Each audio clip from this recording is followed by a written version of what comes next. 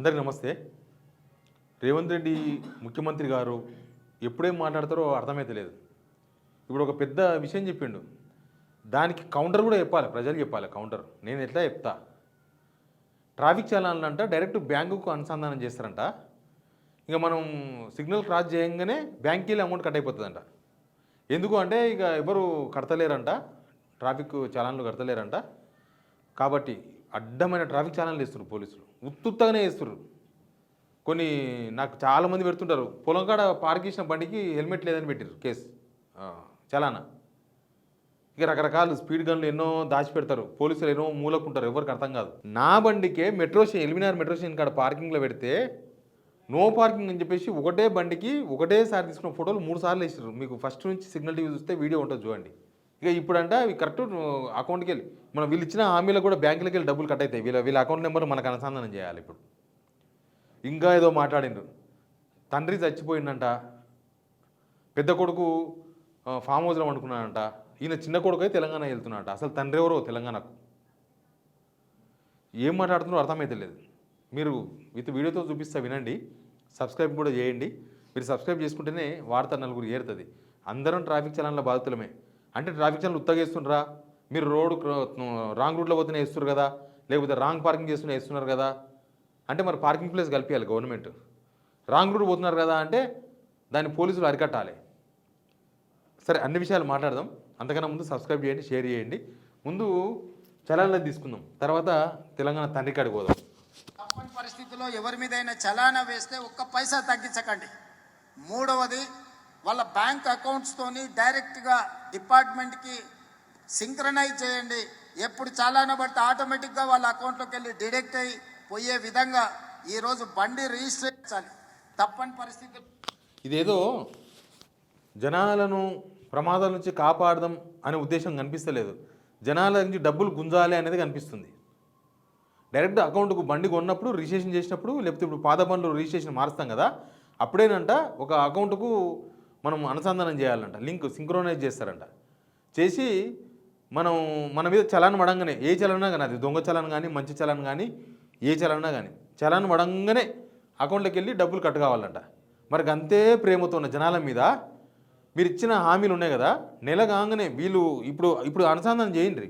ఇప్పుడు వీళ్ళ అకౌంట్ ఉంటుంది కదా, గవర్నమెంట్ అకౌంట్ ఉంటుంది కదా, గవర్నమెంట్ అకౌంటో లేకపోతే రేవంత్ రెడ్డి గారి అకౌంటో, మంత్రుల అకౌంట్లో, ఏ శాఖకు సంబంధించిన ఆ శాఖకు మంత్రుల అకౌంట్లో డైరెక్ట్ జనాలకు సింక్రోనైజ్ చేసినాం అనుకో, మహిళలకు 2500 వస్తలేవు, మంత్ ఫస్ట్ డేట్ నాడు కట్ అయిపోతాయి మీ అకౌంట్కి వెళ్ళి. తర్వాత ఫీజు రియంబర్స్మెంట్ వస్తలేదు పిల్లలకు, డైరెక్ట్గా ఆ కాలేజీలో ఆ పిల్లల అకౌంట్కు మీ అకౌంటు లేకపోతే గవర్నమెంట్ అకౌంటు, మీ అకౌంట్ అయితే బెటర్. గవర్నమెంట్ అకౌంట్లో ఏం లేవు కాబట్టి జీరో అయిపోయింది, దాన్ని జీరో వేసారు కాబట్టి దానివల్ల లాభం లేదు. మీ అకౌంట్లే, మీ మంత్రుల అకౌంట్లు, మీ ఎమ్మెల్యేల అకౌంట్లు, మీ అకౌంట్లు లింక్ చేసాం అనుకో, కరెక్ట్గా వాళ్ళకు ఎప్పుడు పోవనో ఫీజు రియంబర్స్మెంట్ అప్పుడు పోతుంది.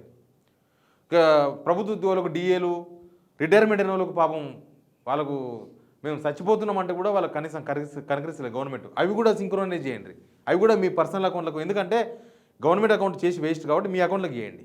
చేస్తే వాళ్ళు రిటైర్మెంట్ కాగానే మీ అకౌంట్కి వెళ్ళి డబ్బులు వెళ్ళిపోతాయి. ఆరోగ్యశ్రీ కూడా అట్లా చేయండి. మిగతా డబ్బులు ఎక్కడెక్కడ ఇవ్వాలనో మీరు అవే పని చేయండి. అట్లా చేస్తే అప్పుడు మీరు ట్రాఫిక్ చలాన్లు కూడా మీరు బ్యాంక్ అకౌంట్కు లింక్ పెట్టండి. అప్పుడు మీకు ఎక్కువ పైసలు వస్తాయా, జనాలకి ఎక్కువ పైసలు వస్తాయో తెలుస్తుంది. అంటే ఎటు తిరిగి జనాల దగ్గర డబ్బులు గుంజడం అనే మార్గం తప్ప అసలు ఇక వేరే ఆలోచన ఉందా ప్రభుత్వానికి? అంటే ఇప్పుడు చలాన్లు కడతలేరా జనం? 2025 సంవత్సరంలో మొన్న పోలీస్ ఆఫీసర్స్ పెట్టిన లెక్క 497 కోట్లు వసూలు చేశారంట. ఇలా చెప్తుంది, మొత్తం అంచనా విలువ 497 కోట్లు దాటుతుందంట. సుమారు 70% చలాన్లు ఇప్పటికే 1,17,00,000 చలాన్లు 2025లో 497 కోట్ల రూపాయలంట. దానిలో దగ్గర 40% చెల్లించారంట. అందరూ యాక్చువల్గా అంతకుముందు గవర్నమెంట్లు మానవతా దృక్పథంతో సరే తప్పులు చేస్తుంటారు. ఇప్పుడు వీళ్ళు చేసే తప్పులకి ఏం శిక్ష వేయాలి చెప్పండి? పాలకులు చేసే తప్పులకి 50% ఆ డిస్కౌంట్ పెట్టేది అన్ని రాష్ట్రాల్లో పెట్టిండ్రు. ఇప్పటికే కర్ణాటకలో పెట్టిండ్రు, పక్కన ఏపీలో పెట్టిండ్రు, మహారాష్ట్రలో పెట్టిండ్రు. మన తెలంగాణలో ఈ గవర్నమెంట్ వచ్చాక ఒక్కసారి కూడా పెట్టలేదు. అవి కూడా ఒక వస్తువుల కిందనే చూస్తున్నారు. అంటే పోలీసు వాళ్ళకు మీ డబ్బులు మీరే సంపాదించుకోండి జీతాలు కింద అని చెప్తున్నారా ఏమో తెలియదు. టార్గెట్లు మాత్రం బాగా పెట్టిండ్రు ట్రాఫిక్ పోలీసులకు. ఒక్క బ్యాచ్ అంట కనీసం పొద్దుగాల 10 సాయంత్రం 10 పట్టుకోవాలంట ఈ హెల్మెట్ లేనివి, తర్వాత నెంబర్ ప్లేట్ లేనివి, ఇంకా లైసెన్స్ లేనివి ఏంటేంటో. మరి వాటి మీద అవగాహన కల్పించడానికి ఖర్చు పెడతారు ఆ పైసలు. ఆ డబ్బులు దేనికి ఖర్చు పెడుతున్నారు? మీరు చలాన్లు వసూలు చేస్తారు, దేనికి ఖర్చు పెడతారు? ఏమన్నా అవగాహన కార్యక్రమాలు కల్పిస్తున్నారా? ఏం లేదు. వస్తాయి, జేబులు వేసుకుంటారు, అవే అక్కడికి టర్న్ చేస్తారు, జీతాల కింద ఇస్తారు, ఖర్చు పెట్టేస్తారు, అయిపోతుంది. అంటే జనాలు ట్రాఫిక్ ఉల్లంఘించాలి రూల్స్, పైసలు వసూలు చేయాలి.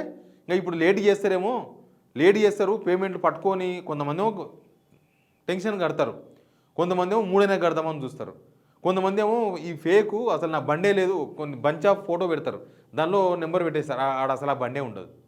మస్తు మిస్టేక్స్ ఉంటాయి అట్లాంటివి. అసలు అవి మనం మళ్ళీ కంప్లైంట్ చేయాలో కూడా తెలియదు మనకు.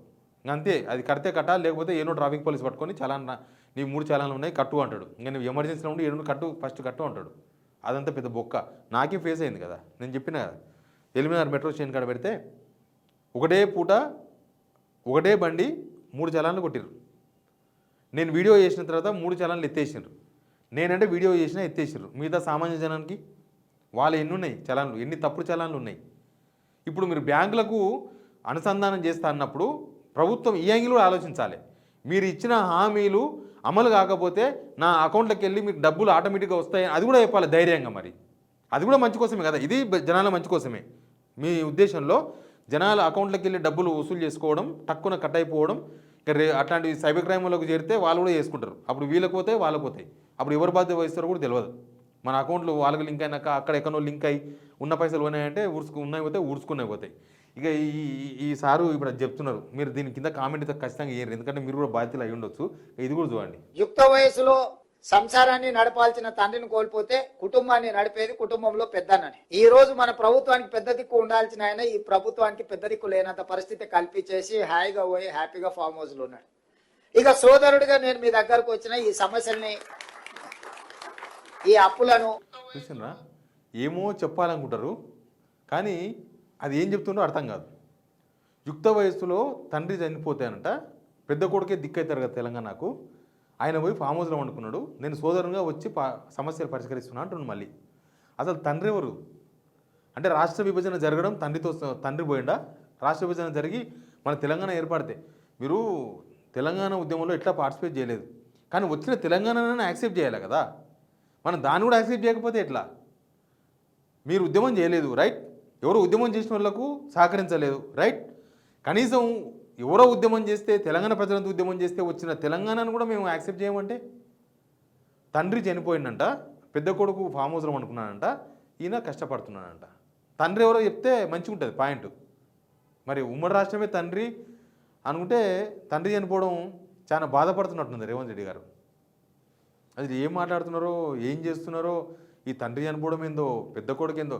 ఇప్పుడు ఆయననే పెద్ద దిక్కు అయితే తెలంగాణకు కేసీఆర్ పెద్ద దిక్కు అని చెప్తుండే ఆయన. మరి మీరెందుకు, ఇంకా మీరు ముఖ్యమంత్రి ఎందుకు? మీరు దిగిపోతే అయిపోయాయి కదా, పెద్ద కొడుకు ఉండని, ఇంకా పెద్ద కొడుకే ఉండని. పెద్ద కొడుకు ఉన్నాడు కదా, తండ్రి చచ్చిపోయిందని మీరే చెప్తున్నారు, పెద్ద కొడుకు ఉన్నాడు కదా. ఆయన సూచనలు చేయాలంటాడు, ఆయననే పొద్దుగాలి శాపనార్థాలు పెడతాడు, ఆయననే వచ్చి తెలంగాణకు పెద్ద దిక్కు అంటాడు. మరి మనమేం దిక్కు? అంటే ఉత్తదే, ఒరిజినాలిటీ ఎప్పుడైనా బయటకు వస్తుంది కదా. మీరు పెద్ద దిక్కు నేనే తెలంగాణకు అనుకుంటున్నారు, కానీ మీ మనసులో మాత్రం ఆయనే పెద్ద దిక్కు అని ఉంది కదా. చూసిండ్రా ఎట్లా ఉందో? అసలు తెలంగాణకు నాకేం సంబంధం లేదన్నట్టు ఏదో పక్క రాష్ట్ర ముఖ్యమంత్రి మాట్లాడుతున్నాను. ఏపీ వాళ్ళు కూడా ఇంత ఫీల్ అయితే లేరు. లాస్ట్గా పవన్ కళ్యాణ్ కూడా తెలంగాణ మీద ఏదో కామెంట్ చేసి 2 రోజులు సర్దుకున్నాడు. ఈయన మళ్ళీ సర్దుకోడు. అంతే, ఇక నేను మాట్లాడిందే అంతే, నేను మాట్లాడిందే కరెక్ట్ అంటాడు. తెలంగాణకు తండ్రి చచ్చిపోయిండా? ఎవరు తండ్రి? ఇక ఏమున్నది? ఆపరేషన్ చేసి తల్లిని చంపేసినని మోడీ గారు అన్నట్టే ఉన్నది ఈయన మాట్లాడేది. ఏం చేస్తారో అసలు వీళ్ళు, ఇట్లా అట్లా చేసి ఇటు జనాల నాశనం, అటు తెలంగాణ నాశనం, ఏమేమవుతుందో కూడా అర్థమవుతలేదు. ఒక ముఖ్యమంత్రి మాట్లాడుతుంటే స్టాండర్డ్ ఉండాలి, స్టాండర్డ్ ఆఫ్ టాకింగ్ ఉండాలి. వచ్చిన తెలంగాణను ప్రేమించాలి, వచ్చిన తెలంగాణను బాగు చేయాలి. ఓ ప్రేమించుడు తెలియదు, ఓ మాట్లాడడం తెలియదు, ఒక డెవలప్ చేసుడు తెలియదు, ఓ ప్రజా సంక్షేమం తెలియదు. ఇట్లా ట్రాఫిక్ చలాన్లు వసూలు చేస్తామని మాట్లాడితే ఎట్లా? మీరు ఏమైనా ఇచ్చిర్రా జనాలకి వసూలు చేయడానికి? వాళ్ళకు కనీసం కోర్టు మరణశిక్ష వేస్తే కూడా ఓ చివరి కోరిక అడుగుతుంది, ఓ 3 నెలలు టైం పడుతుంది, మీరు వేరే కోర్టుకు పోతే పోయిరండి అని. అట్లా కాదంట, చలాన్లు వేస్తారంట పట్టున కొట్టే ఎగిరిపోవాలంట పైసలు. అంతే మంచిగా జనాలకు స్కీమ్స్ ఇచ్చి అంతే మంచిగా నెల ఫస్ట్ తారీఖు కాగానే మహిళలకు 2500 మొత్తం స్కీమ్స్ మీరు చెప్పిన హామీలు చాలా ఉన్నాయి, 420 హామీలు ఉన్నాయి, అవన్నీ వచ్చేస్తే అప్పుడు కట్ చేసుకోండి. మీరు కూడా మంచిగా ఉంటుంది సింపుల్గా. మీరేమంటారో కామెంట్ బాక్స్లో చెప్పండి. Please subscribe.